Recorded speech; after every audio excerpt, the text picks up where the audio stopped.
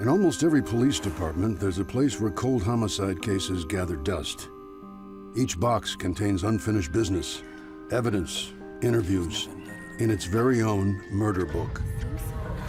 These cases aren't dead, but sleeping. Each one waiting for new leads, and a cop to dig out the truth, and finally bring a killer to justice.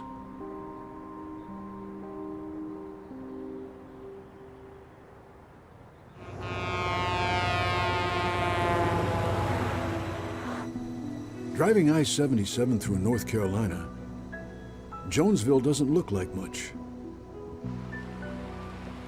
Just another fuel and food stop along the interstate. Sneeze and you'll miss it. But spend more than a few minutes in this close-knit Appalachian town, and you're going to hear a story like no other.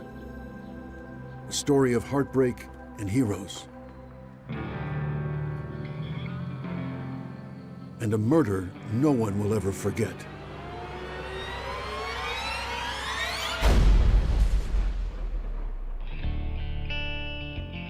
North Carolina's State Bureau of Investigation Wall of Retirees. That's homicide detective Ron Perry. Ron's considered one of the best the SBI had ever seen. The kind of guy who is just destined to be a cop.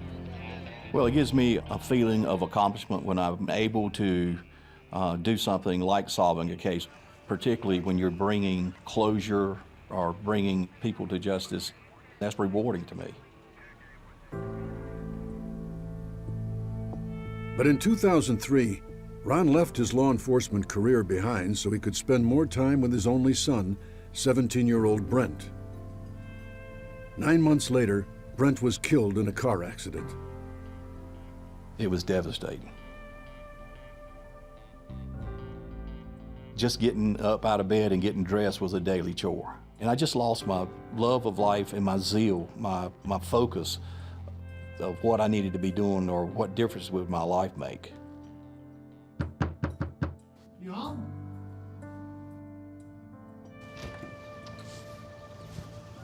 What's up, Perry? Good to see you. 4 years later, Perry's spirit is still broken when his friend and former colleague Roger Reese shows up on his doorstep. Emotionally, he was a wreck. He was at the bottom of the barrel. Recently named chief of police, Reese is on a mission, and no one but Perry can help him achieve it. Ron Perry is a man of great integrity, and I have a lot of respect for Ron Perry, and I wanted him, if he would, to help me because I needed help. I need you to come out of retirement. I want you to be the lead on the Greg Martin case. When he asked me that, it was like something changed or something flipped. I had decided I needed to be doing something constructive with my life, but I didn't know exactly what that was. When he made that offer, I knew that was what I needed to be doing. The Greg Martin case. The most notorious unsolved murder for miles around. Perry knows it inside and out because he was there at the beginning. For you, Roger.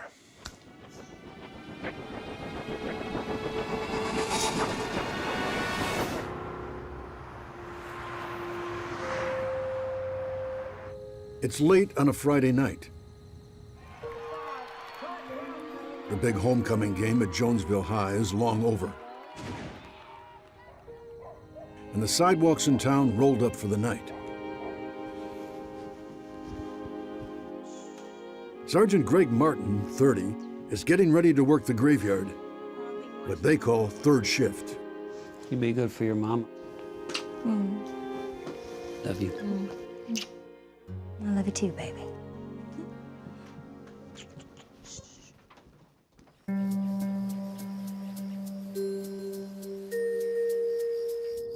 A few hours into his shift, Jonesville's quiet as a whisper. At about 2 a.m., Greg stops for gas and runs into Highway Patrol Officer Van Tate. Greg and Van have been close friends since they were in rookie school together. He's getting big. Let's wait till they're playing football together. That'll be something. Greg said, well, I'm gonna go back toward Boonville and I'm gonna take the back way, maybe find a drunk.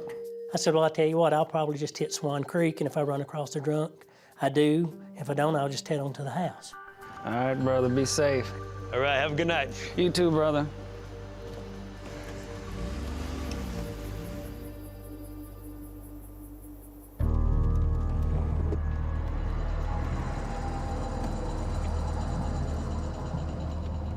At about 2:30 in the morning, Greg thinks he sees someone trying to break into the back of the local diner. 303-1099. We'll be with a subject behind the shopping center.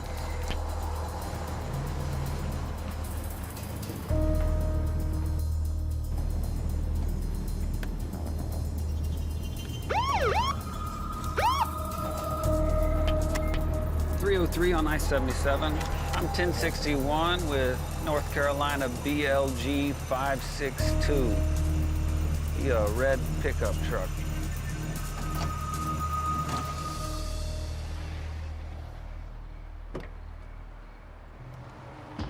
This 303 requesting assistance at my stop on I-77. 303, I'm getting on the I-77. I didn't know if you were a 10-4. As long as I've known Greg, he's always been just pretty laid back. But I could tell there was some stress in his voice, and that's just from knowing him as long as I have. So I knew something, wasn't quite right. 303, do you copy? 303.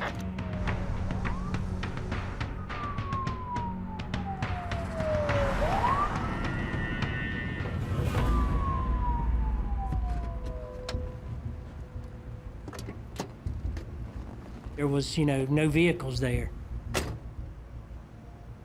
My initial thought was, well, he's already took care of whatever he was taking care of and has already let the motorist go.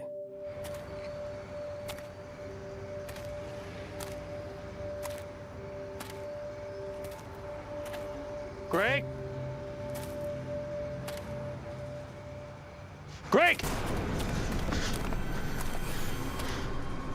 That's when I saw him laying in a pool of blood with part of his side of his head missing. Officer down, officer down. Send an ambulance.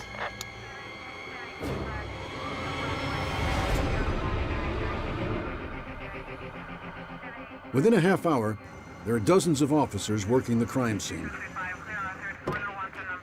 Among them, 43-year-old Ron Perry, who at the time is a criminal specialist for the State Bureau of Investigation.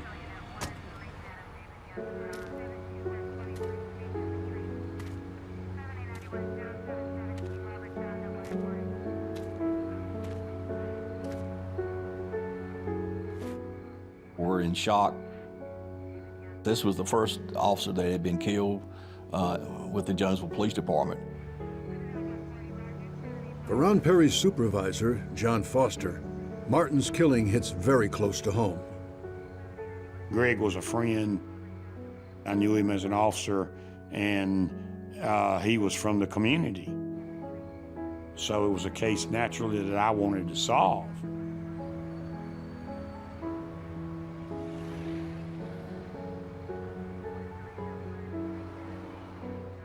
There were 9mm casings found on the pavement close to where Sergeant Martin's body was on the ground. I remember there was a flashlight lying beside of him, and the light was still on.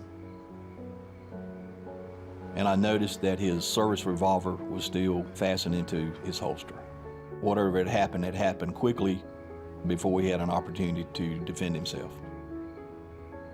Then something catches his eye.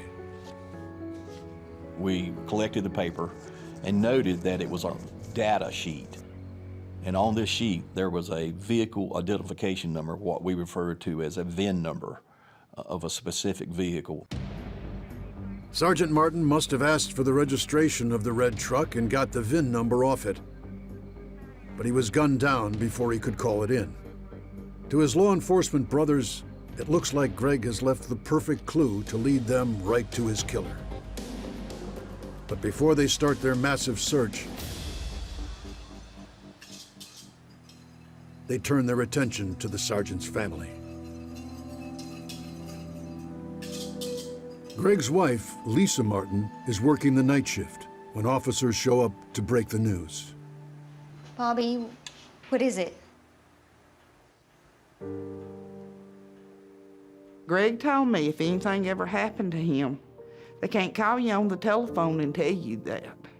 So I just thought, okay, something bad's happened, but the only thing I could hear was Greg was shot and he's in Raleigh. And I said, take me to him. He's dead, is what they told me. Lisa, he's dead.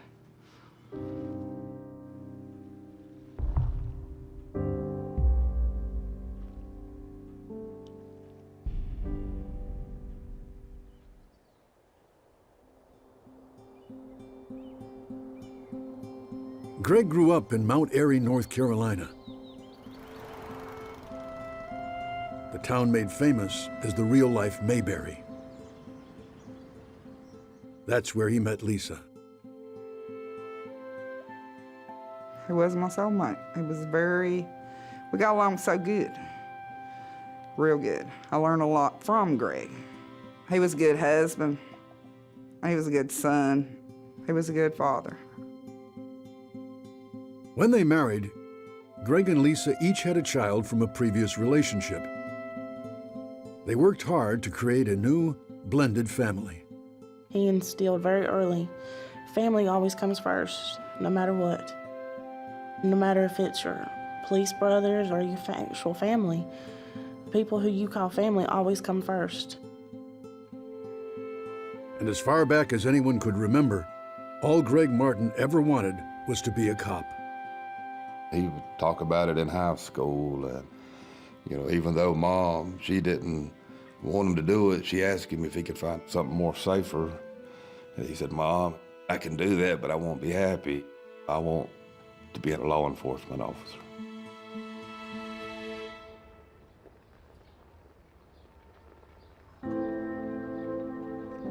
Every case is important, but some kind of touch you in a little bit different manner. The murder of a police officer ranks at the top of the list.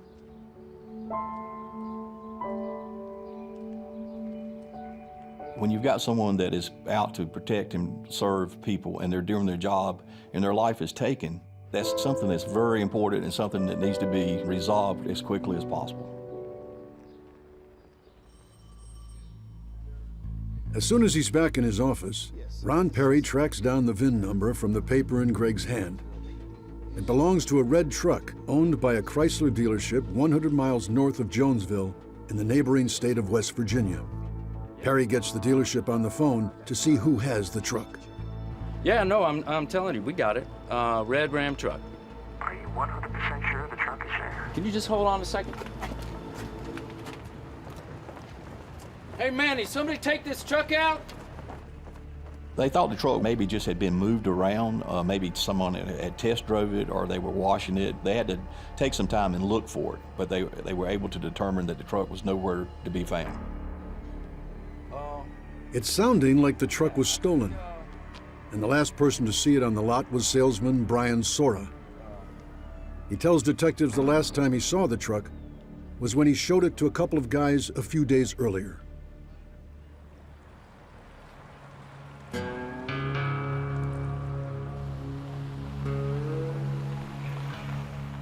Mr. Sora explained that two young white males had come into the lot right at closing time. How y'all doing tonight? Good. All right. Name's Sora. Sora remembers the green Dodge truck they were driving because it was a lot like ones he was selling, except this one was customized. And it was unique in that it had a camper cover on it that was the same color as the truck. Mr. Sora also noticed that there was a Florida tag on this vehicle. Can we get the key and check it out? And Yeah. just want to hear it, just see if it runs clean. Sure. Now, I can't give you a test drive or anything because we're about to close, but That's all right. We just want to start it. yeah, I'll get you the key.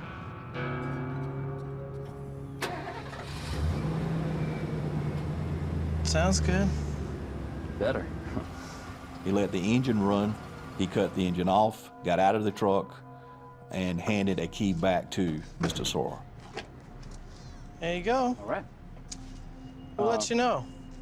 And the two subjects got in their green truck and left. All right. All right. Sora never got their names or the IDs since they never drove the truck. Now, the key is still at the dealership, but the truck's long gone. And with no security cameras, there's no telling what happened to it. A few hours later, the owner of a local textile plant 10 miles from the murder scene reports finding an abandoned red truck behind a loading dock. So it's the first time you've seen this truck here? That's right. Any cameras on the facility that might see a truck go in and out? No, unfortunately, we don't have any cameras here. And we're closed on the weekend, so I have no idea when this even got here. The company owner also tells the police that it looks like one of their vans was stolen. It suggested to us that the people leaving the red truck needed a vehicle to get away in, and they had taken the van. An APB goes out immediately for the white van. The police dust the red truck for fingerprints. When they're done, it's time to impound the truck as evidence, using the key from the dealership. You're not working? No. It will not crank the truck. This isn't the right key. What's it to then? I don't know. So then we have an unknown Dodge truck key that we don't know what it belongs to. It looks like the guys who checked out the red pickup at the dealership have pulled a stunt known as the key swap. First step, drive to a dealership in a truck of the same brand with a spare key. After trying a new truck, hand over the wrong key to the dealership and pocket the key to the new truck. It's a way to come back and steal it later if they're good at it, and some were very good at it. The key is taken to SBI headquarters to see if they can determine what type of truck it belongs to. How was his jawline? Would you say it was particularly square, or was it a bit round? Based on the car salesman's description, police sketches are drawn up and sent out across the state. Yeah, no, that's good.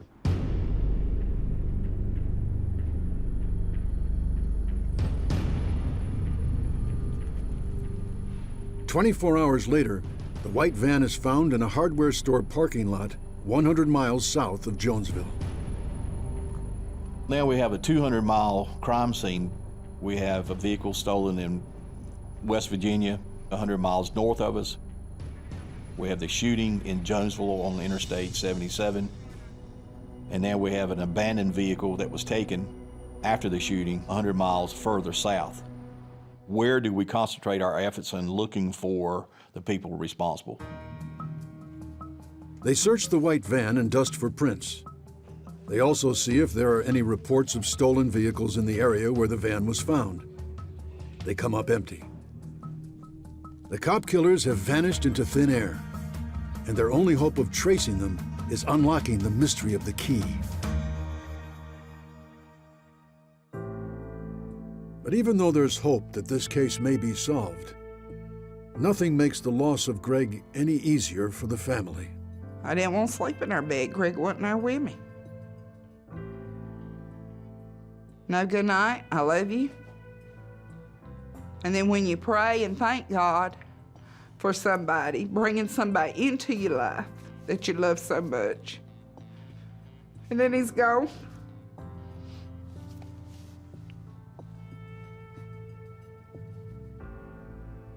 Just don't think fair.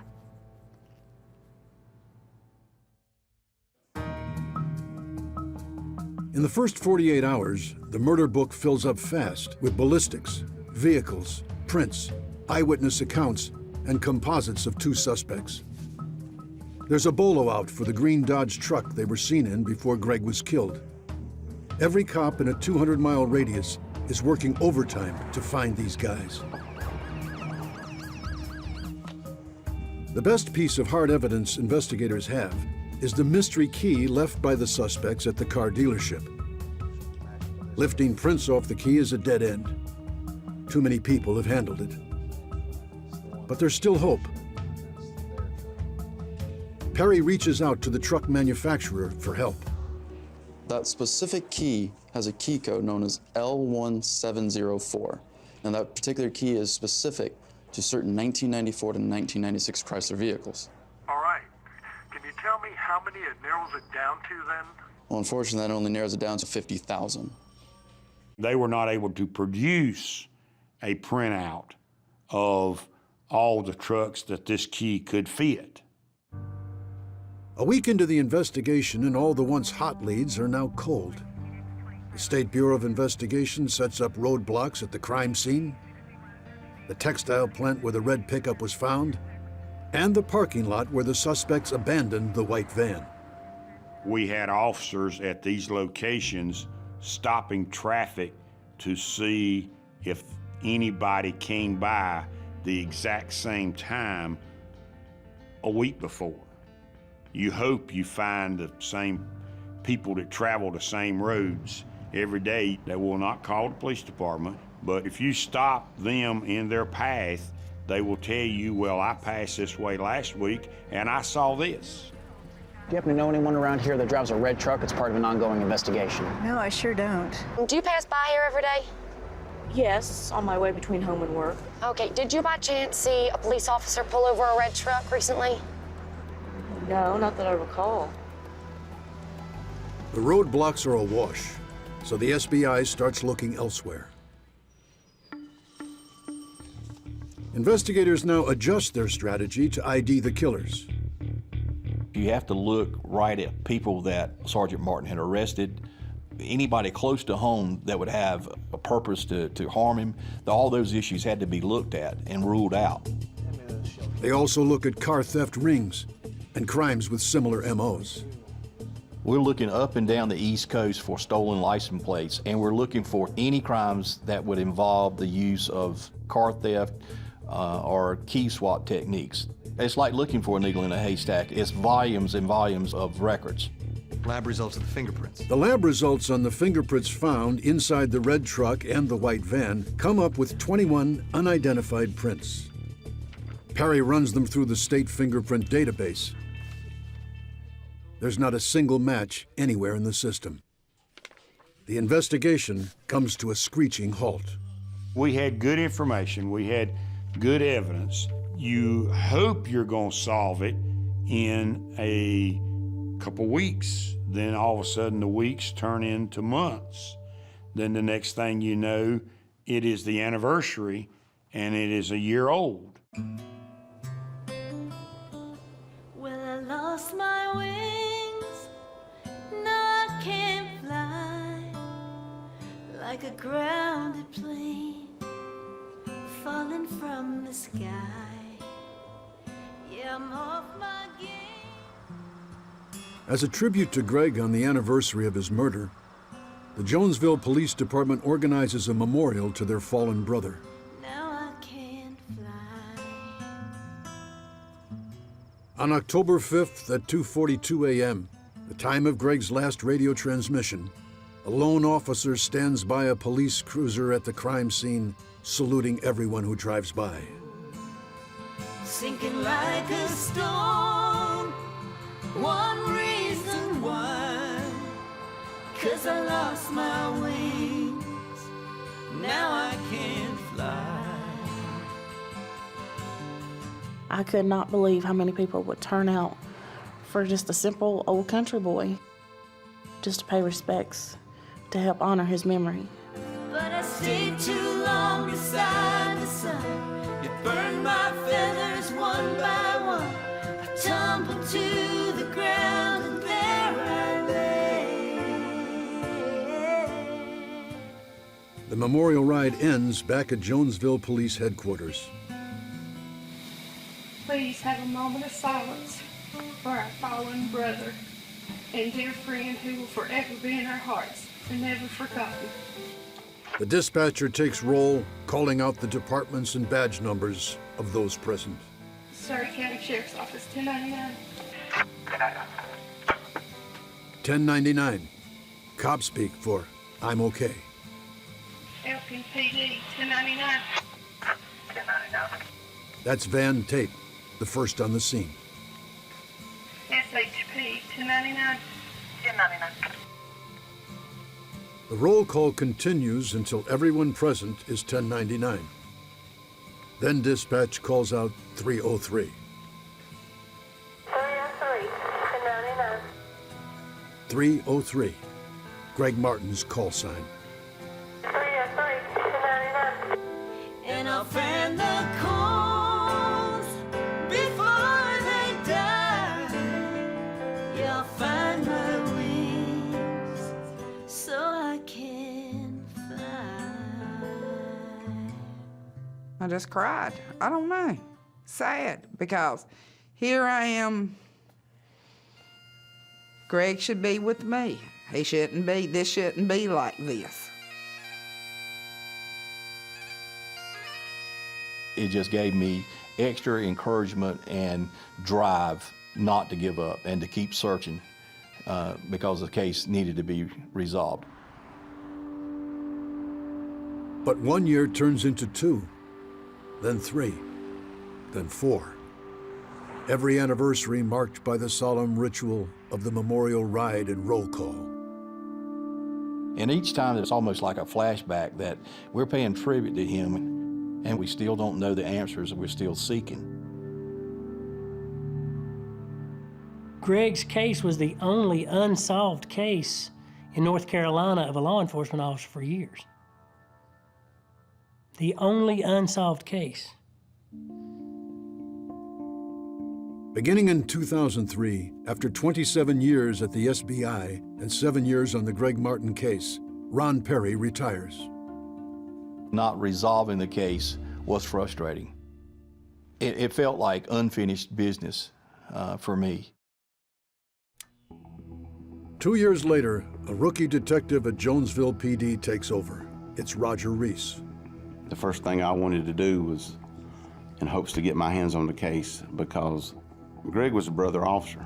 My philosophy was, you know, you keep shaking this tree, let the apples fall off, you sift through them, you try to find this bad apple. That's what we were looking for. That's him, sir. Reese uses the national media to keep the case in the public eye. Good afternoon. I just wanted to let everyone know the status of the Sergeant Martin case. I've convened a task force to refocus our efforts on finding the suspect responsible for this heinous crime. Hundreds of leads come in from all over the country, and every one has to be run down. It's a gargantuan task. Couldn't put all this in one murder book. It took several murder books to get it in, the volumes. So I was overwhelmed. Ultimately, the best new lead in years comes, ironically, when John Foster is off duty and out running errands in Jonesville. A witness came up to me and said that, you know, I saw that van. You know the cop that got killed? Saw the van. What do you mean? Well, no, I saw the guy in the van who was driving it. Do you think you could describe him? Yeah? It was the first potential eyewitness to come forward in years. You got to understand, he had a short glimpse of someone in the van, and it was 3:30 in the morning. It was dark. So we decided to try to do a hypnotic interview with him to try to get him to recall his memory. Roger Reese calls in the FBI, and a special agent is assigned to the case. He brings in a staff forensic psychologist trained in recovering memory through hypnosis. He suggests they do the composite sketch where the witness saw the van. And would you say his beard was like trimmed, or was it sort of unkept?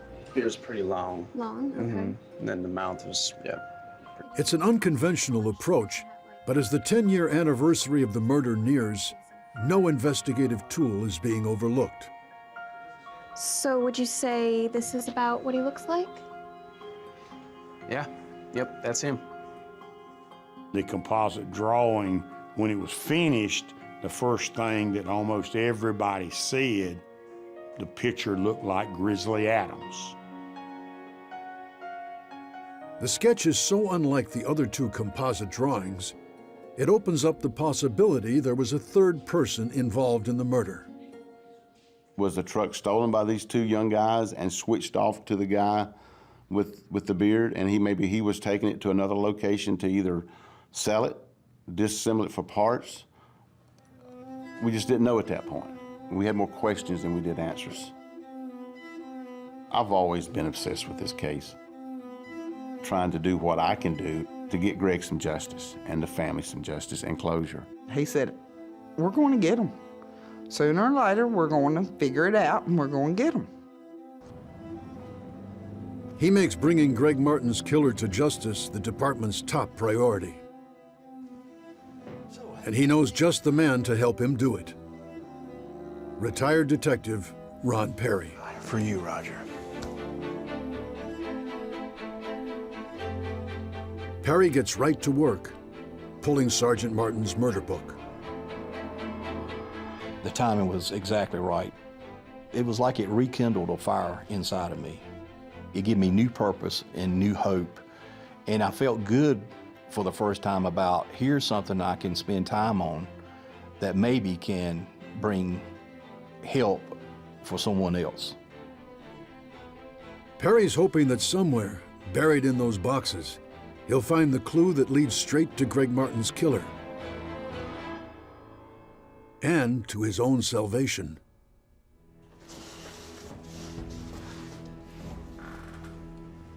It's been 5 years since he's had his eyes on Greg Martin's murder book.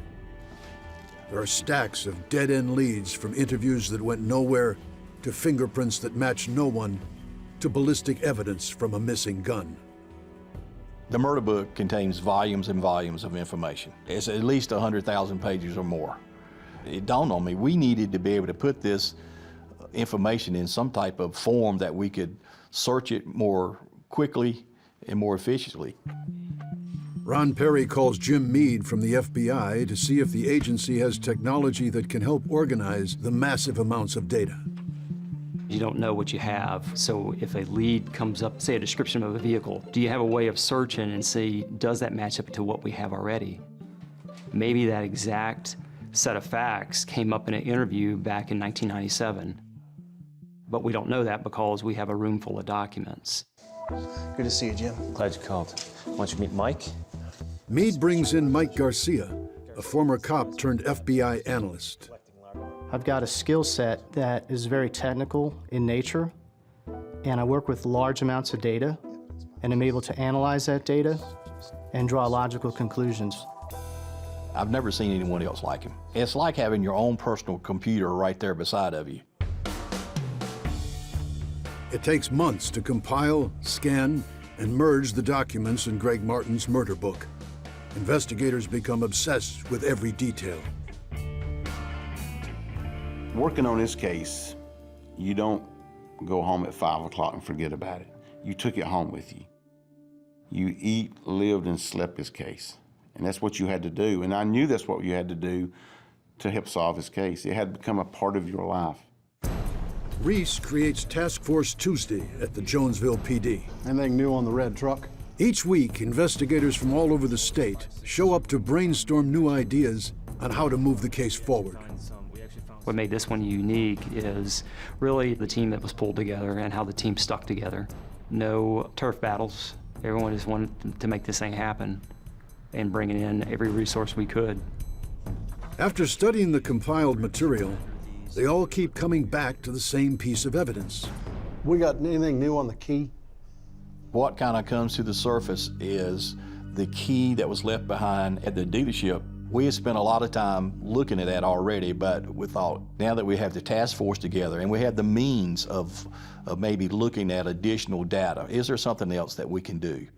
Well, back in '96, Chrysler Corporation, the manufacturer, said that this key would fit 1 in 50,000 vehicles. Plus, back then, Chief, they couldn't pinpoint which cars were trucks. In '96, Chrysler wouldn't even draw us up a list. Let's call them back. Well, I've got a key here to a Dodge pickup truck that was part of... Chief Reese gets on the phone with a key specialist at the car company. And this time, luck is on his side. I told him what I wanted, and he kind of got quiet for a minute, and he said, you know, I'm a retired cop. I think I can get you what you need. Guess what I have here, gentlemen? Hopefully something good, Chief. That's a list of all the Dodge green pickups that key fits. And how many are we looking at? Down to 80. Let me give you the VIN number here. We're trying to match it up. Mike Garcia and Ron Perry are determined to find out everything they can about every owner of every vehicle on the list. They start with the owners closest to Jonesville and work their way out. And we're looking at what kind of criminal records do they have. Then we start looking to see, is there anything that matches our information from our murder book? We would look at how were they in '96? Did they match the age of our composite drawings? Or did they look like it? We'll try to match their prints. Anybody in their families that had criminal histories, we would look at them also. They rule out trucks in North Carolina, South Carolina, Georgia, Florida, and every other state up and down the East Coast. They have to broaden the search west of the Mississippi. And then all of a sudden, I took a look at a vehicle that was originally shipped by Chrysler to a city in Colorado by the name of Aurora, Colorado. That's way out of our range, but we discovered that the owner from Colorado had passed away, and the son of the man that passed away registered the truck in the state of Florida. The green truck with Florida plates was registered in 1995 to Brian Whitaker, and Brian had a record. And we saw that he had been involved in a robbery case in August of 1996. Sir, this is the fax that just came through, and these are the shells that you asked for. Oh, thank you. No problem. Perry gets a copy of the robbery report from Lee County, Florida. The offense date had occurred in August of 1996, but he wasn't arrested until sometime later, much later. So he was out, and what we found out, he was out on the run from law enforcement. And that report comes with mugshots of the perps. Brian Whitaker and Scott Sika, both 20 years old. Comparing these photos to the composite sketches done in 1996 gets the detective's heart racing. They looked like what these two young men looked like back in 1996. It was very good. It's some of the best I've ever seen. Then he starts studying the robbery report. I couldn't believe it. It was like reading our case. It was like somebody had scripted it, and there it was, unfolding right in front of us. Page 1. Brian Whitaker has a green Dodge pickup with Florida plates. Page 2. Scott Sika steals a vehicle from a local dealership using a key swap. That's right, a key swap. Page 3. To conceal their identities, the pair put on masks. Then they rob a large home improvement store during business hours at gunpoint. Sika's armed with a 9mm semi-automatic handgun, just like the one used to kill Sergeant Martin. It was almost unbelievable. It's like, is this a dream? Is this really happening right here? And it's like, yeah, it's coming. It was happening so fast, it was hard to stay up with it. Final entry. They take off in Whitaker's green pickup with $30,000. And that's where Florida police lose them. 2 months after the robbery, Sergeant Martin is murdered in North Carolina. Whitaker goes back to Florida. Sika moves to Nashville and starts robbing banks there. In 1998, police finally catch Sika. Shortly after, Whitaker turns himself in. They both serve under 5 years in prison for robbery. That's where their criminal records end.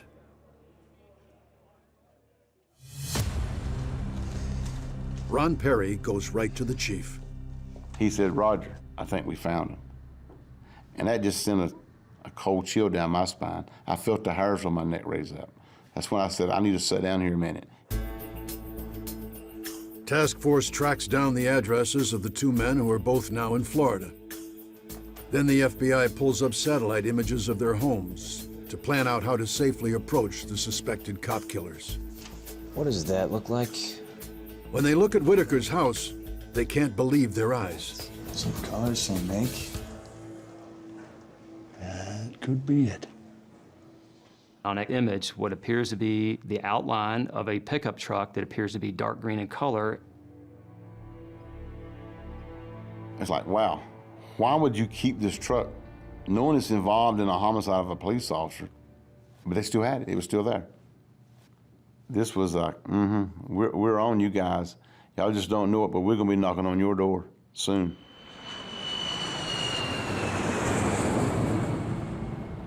Almost 16 years to the day since Greg Martin was murdered, the team heads to Florida. Since the case has crossed state lines, the FBI takes the lead. Jim Meade heads straight to Brian Whitaker's, now 37 and living quietly near Fort Lauderdale. The color drains out of his face, and I know he knows. He started telling us his story. We had a lot of money after Florida, and we ran out real quick. And Scott said we had to do another job, so we needed a car. Since they had a duplicate key for the green truck, all they had to do was find a similar vehicle. He tells police there was a third guy with them, Mark Oldroyd, who helped them with the key swap scam at the dealership in West Virginia. We went back that night and took it. Anyway, we went down the road a piece and found a diner. We were gonna rob it. So Scott got out and tried to jimmy the door, but it was locked. While they're casing out the restaurant, they noticed the police officer, who turned out to be Greg. Local police officer doing a great job, middle of the night, by himself. Thought we lost him, but Yeah, it's a cop. Okay, relax. I'm 1061 with North Carolina. BLG 562. Just be cool.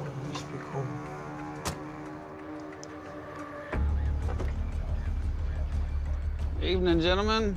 Officer. License and registration, please. After we gave him the registration, he pulled us out of the car. Where's your driver's license? It's at home. I left it at home, like I said. Yeah. Stay right here. Keep your hands where I can see them, guys. So what were you guys doing at that diner earlier? Oh, my buddy had to go to the bathroom. Once we saw it was closed, we just left, so.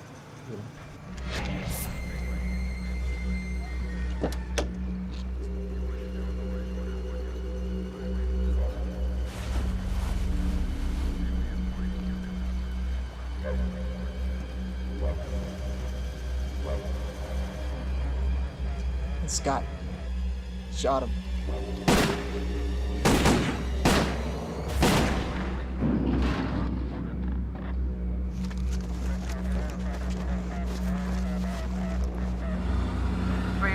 you read?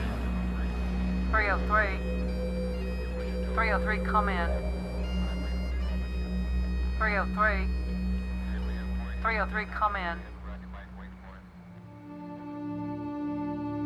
Brian Whitaker is arrested. You have the right to an attorney. The next day, the team slaps handcuffs on the trigger man, Scott Sika, at his parents' home nearby. Then the detectives converge on Whitaker's home and turn their attention to that green pickup truck. To me, it was a beautiful sight.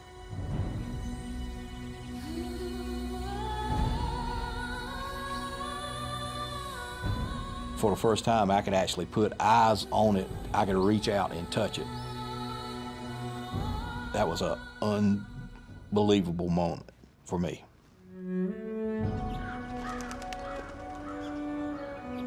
An SBI investigator has custody of the key from Greg Martin's murder book.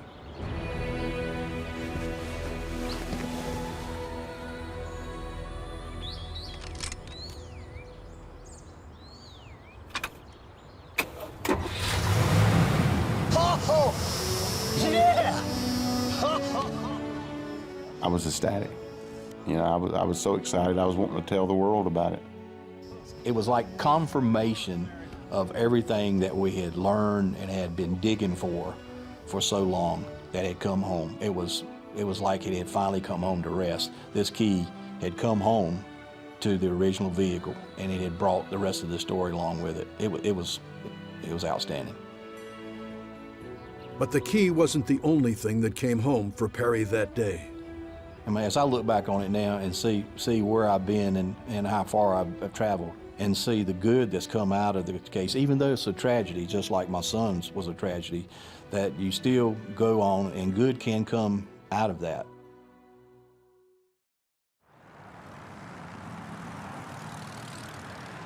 Two days later, the friends, family, and brother officers of Greg Martin went on their last memorial ride.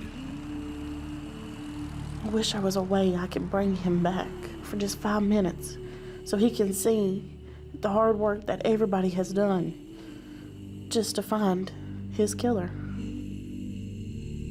There's no way to never thank anybody enough that everything that they done, because they kept working on it. They just didn't put it in a box and set it back.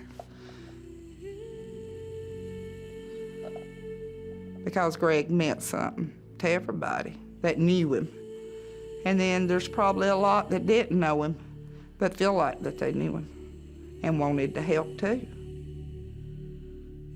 This is a story of heartache, hard work, and dedication. But it also involves the story of a police officer making the ultimate sacrifice. But even when that happens, justice can be brought and closure can be brought to the family if that story is complete. And that's what happened in this case. This story is now complete, and the murder book can be closed.